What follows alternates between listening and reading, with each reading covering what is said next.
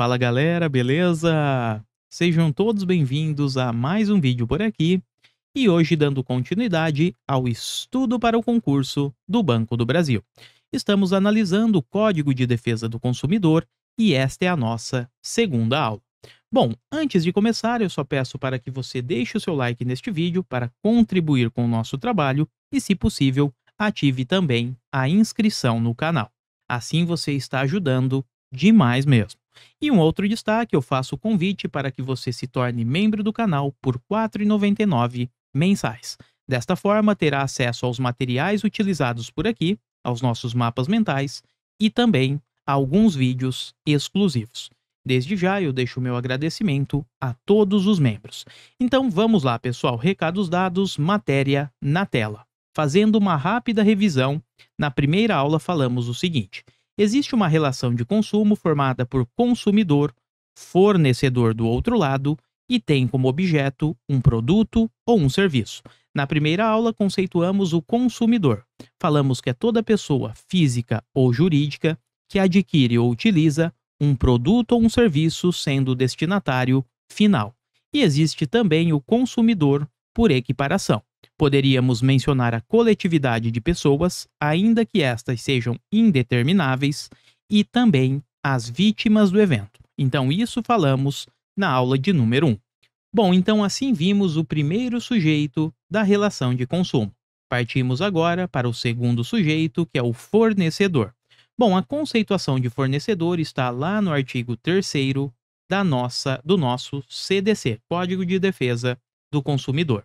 Fornecedor, de modo bem amplo, poderíamos falar o seguinte: é todo aquele que insere no mercado de consumo um produto ou um serviço.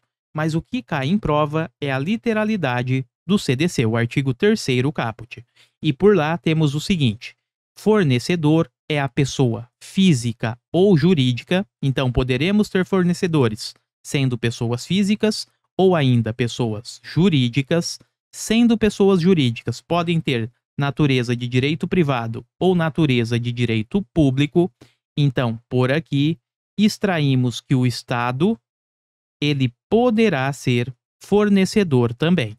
Então, fornecedor é toda pessoa física ou jurídica, sendo jurídica de natureza de direito privado ou natureza de direito público, nacional ou estrangeira, que desempenha uma das atividades que veremos a seguir. Então, olha só a extensão deste conceito. É uma ideia bem ampla mesmo. Toda pessoa física ou jurídica, de direito público ou privado, nacional ou estrangeira, que desempenha atividades de produção, montagem, distribuição, transformação, importação, exportação ou comercialização de um produto ou ainda de um serviço. Então, esta é a definição de fornecedor. Inclusive, nesta parte aqui, encontramos as espécies de fornecedores. Temos o produtor, o montador, o distribuidor, o transformador, o importador e o exportador de um produto ou de um serviço e ainda o comerciante. Todos estes formam a ideia de fornecedores. Então, todos são fornecedores, certo? E esta galera aqui, pessoal, que trabalha, que desempenha estas atividades, eles precisam atuar com habitualidade. Então, se você vende alguma coisa de modo esporádico e não tenha habitualidade na venda, por exemplo, você não pode ser considerado um fornecedor, certo? Porque a habitualidade é um traço marcante. Então, voltando e recapitulando tudo. Fornecedor é toda pessoa física ou jurídica de direito público ou direito privado, sendo ela nacional ou estrangeira, que desempenha uma das seguintes atividades: produz, monta, distribui, transforma, importa ou exporta ou ainda comercializa um produto ou um serviço. E faz tudo isso de modo habitual, corriqueiro. Tem neste serviço, neste fornecimento de um produto ou serviço, a sua atividade principal. E só uma observação por aqui, comentamos que esta ideia de fornecedor é extremamente ampla. Portanto, ela não abarca apenas a pessoa física ou jurídica, mas também os entes despersonalizados, ou seja, aqueles entes formais que não possuem personalidade jurídica, como, por exemplo, a massa falida, o espólio, enfim, estes podem também ser considerados fornecedores. Maravilha? Bom, então agora que conhecemos os dois sujeitos da relação de consumo, consumidor e o fornecedor, vamos ver o objeto desta relação. Então temos como objeto o produto ou o serviço, começando a análise com o produto. A definição de produto encontramos lá no artigo 3º também, no seu parágrafo 1º. Novamente, temos uma ideia bem ampla por aqui. O legislador por aqui, ele fez o seguinte, ele utilizou uma técnica mais genérica para definir o produto. Então ele não sai nomeando cada um. Ele não diz, o produto é a geladeira, o carro, o guarda-roupa. Não, até porque isso seria impossível, né? Temos uma infinidade de produtos e o código não comportaria todas estas definições. Então, nos diz o legislador lá no artigo 3º, no seu parágrafo 1º, que o produto é qualquer bem. Então, é qualquer bem móvel ou ainda imóvel. Então, aqui, galera, já abarcamos praticamente tudo, né? Qualquer bem móvel ou imóvel será considerado um produto. Vamos a alguns exemplos aqui. Bens móveis são aqueles que conseguimos destacar, levar de um lugar para o outro. Carro, bicicleta, moto, computadores, guarda-roupas e por aí vai. Bens imóveis são aqueles que não conseguimos, via de regra, destacá-los do seu local. Edifícios, casas, estes são alguns dos exemplos. Então, temos como produto os bens móveis e também os bens imóveis. Então, estes bens móveis ou imóveis, quando estiverem inseridos numa relação de consumo, terão a proteção do Código de Defesa do Consumidor. E para fechar, o produto também pode ser o bem material ou ainda imaterial. Bem material são aqueles que podemos tocá-los, então são os bens tangíveis. E os imateriais, aqueles que não alcançamos, são os bens intangíveis. Exemplos de bens materiais: casa, carro, computador, enfim, pessoal, todos aqueles que tocamos, tá? E os bens imateriais, um exemplo por aqui seriam os bitcoins, a famosa moeda virtual. Perceba que não conseguimos tocar nesta moeda. Sabemos que existe, ela tem um valor, mas não é alcançável ali, não é palpável. Beleza? Então, produto é qualquer bem, móvel ou imóvel, seja material ou ainda imaterial. E só uma observação por aqui, que ajuda a diferenciar o produto do serviço, que veremos a seguir, é a seguinte. Quando falamos em produto, ele pode ser fornecido mediante natureza de gratuidade. Ou seja, podemos ter um produto grátis. Um exemplo clássico são as famosas amostras grátis. Então perceba só, se você teve algum problema com uma amostra grátis, ela será considerada um produto se estiver inserida numa relação de consumo e o Código de Defesa do Consumidor será aplicado e protegerá você, certo? Porque os produtos podem ter natureza de gratuidade também. Bom, agora que conceituamos o produto, vamos ao último objeto desta relação de consumo. Estamos diante do serviço. Serviço é qualquer atividade fornecida mediante remuneração. Olha a diferença por aqui. O serviço ele precisa ter essa ideia de remuneração. Então não podemos imaginar um serviço grátis, tá? Porque o serviço, para que tenha a proteção do Código de Defesa do Consumidor, precisa contar com remuneração. Um exemplo clássico por aqui são os estacionamentos. Então podemos pensar em estacionamentos de shoppings, de supermercados, casas noturnas. Tudo isso é ideia de serviço. É uma atividade fornecida mediante remuneração. Só cuidado, algumas pessoas podem ficar em dúvida com o seguinte: bom, eu já fui em estacionamentos de shoppings, supermercados e ali não existia cobrança. Então não seria considerado um serviço ou mesmo assim seria? Sim, pessoal, é considerado um serviço porque a doutrina entende o seguinte: estes estacionamentos oferecidos livremente ao cliente, sem qualquer cobrança, tá? Sem remuneração, de forma grátis, o que acontece é que o preço do produto oferecido dentro do estabelecimento, ele já contém um plus ali, um incremento que acaba incluindo também o estacionamento. Então você paga mais caro pelos produtos justamente pela comodidade do estacionamento, tá? Então esta remuneração, ela pode ocorrer de modo direto, você acaba pagando na veia ali, um ticket específico, ou ainda de modo indireto. Os preços dos locais são mais caros, o que fazem compensar ali o estacionamento oferecido de forma gratuita, beleza? E temos ainda que esta atividade, que é fornecida mediante remuneração, ela pode ter natureza bancária, financeira, de crédito ou até mesmo securitária. Tudo isso inserido numa relação de consumo será considerado um serviço, certo?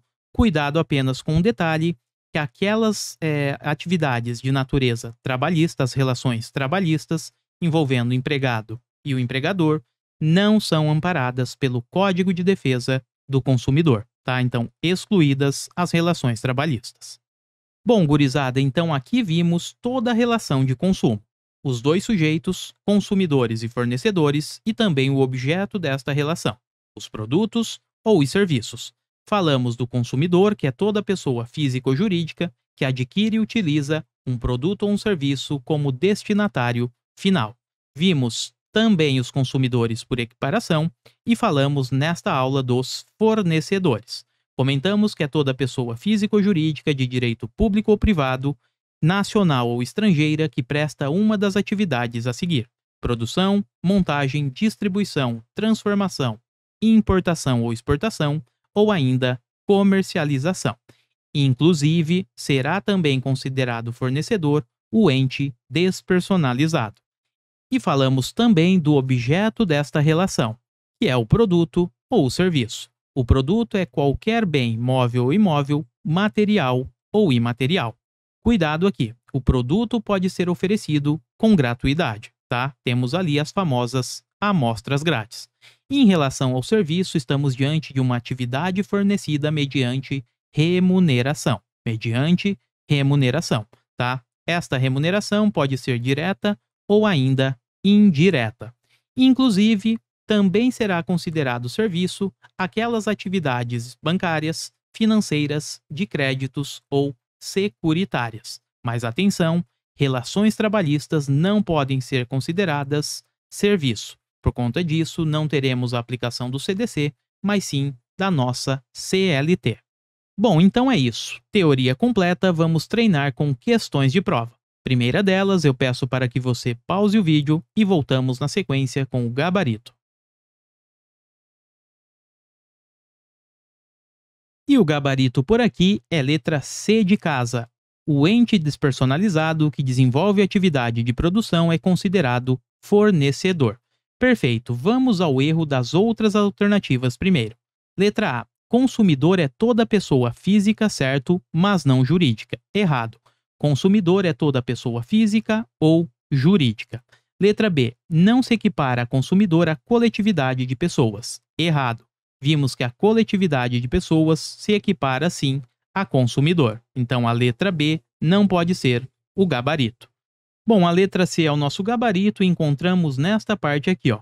Fornecedor é toda pessoa física ou jurídica de direito público ou privado, nacional ou estrangeira. Inclusive, aqui ó, inclusive o ente despersonalizado. Letra D. Produto é qualquer coisa fungível ou infungível, desde que móvel.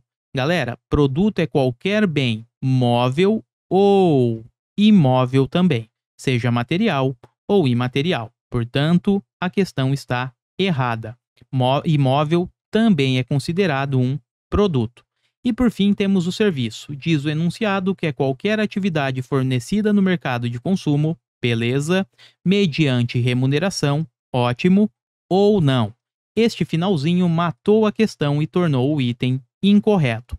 Serviço precisa ser remunerado, é mediante remuneração, seja essa remuneração direta ou ainda indireta. Então, serviço é qualquer atividade fornecida mediante remuneração. Então, o que temos é que no serviço, aqui ó, precisamos ter a remuneração, ligue este S à remuneração, ao cifrão, e no produto não. Podemos ter a remuneração ou ainda uma natureza grátis. Maravilha? Então, com isso, o gabarito ficou letra C de casa. Avançando, questão 2, pausem o vídeo e já voltamos. E o gabarito deste item é a correção.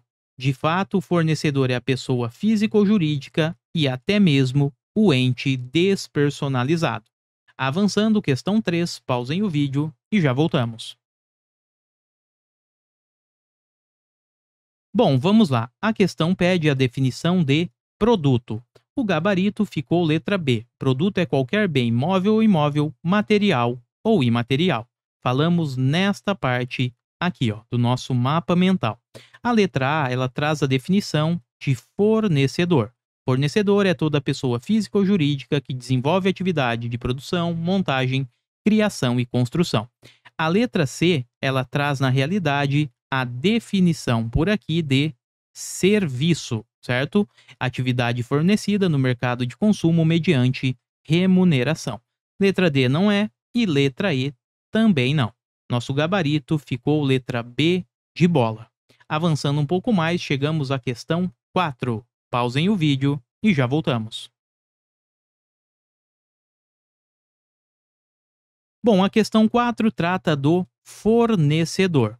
No nosso mapa mental, falamos que o fornecedor é a pessoa física ou jurídica, de direito público ou privado, nacional ou estrangeira, que desempenha atividade de produção, montagem, distribuição, transformação, importação ou exportação ou ainda comercialização, inclusive os entes despersonalizados. Vamos agora avaliar o gabarito. Temos aqui que o fornecedor é sempre a pessoa física. Errado, pessoa física ou jurídica. Letra B, é sempre a pessoa jurídica. Errado, é a pessoa física ou jurídica. Letra C, pode ser pessoa física, legal, e pessoa jurídica. Bacana, desde que de direito privado. Não, pessoal, pode ser pessoa jurídica de direito privado ou ainda de direito público. Então, a letra C não pode ser o gabarito. Letra D. Pode ser um ente despersonalizado. Opa, bingo, maravilha por aqui. Localizamos o gabarito. Está nesta parte, ó. O fornecedor, inclusive, pode ser o ente despersonalizado. E letra E fala que não tem proteção jurídica. Errado, o fornecedor tem proteção jurídica do nosso Código de Defesa do Consumidor. Então, o fornecedor, resumo da ópera, é a pessoa física ou jurídica de direito público ou privado, nacional ou estrangeira. Inclusive, os entes despersonalizados podem ser também fornecedores. Com isso, o gabarito ficou a letra D de dado. Avançando para a nossa última questão. Pausem o vídeo e já voltamos. Bom, e aqui serviu para revisão, né? Eu vou trazer o mapa mental, mas perceba que o enunciado diz o seguinte: toda pessoa física ou jurídica, pública ou privada, nacional ou estrangeira, bem como os entes despersonalizados que desenvolve atividade de produção, montagem, criação, construção, transformação, importação, exportação, distribuição ou comercialização de produtos ou serviços. Bom, esta é a famosa definição de fornecedor.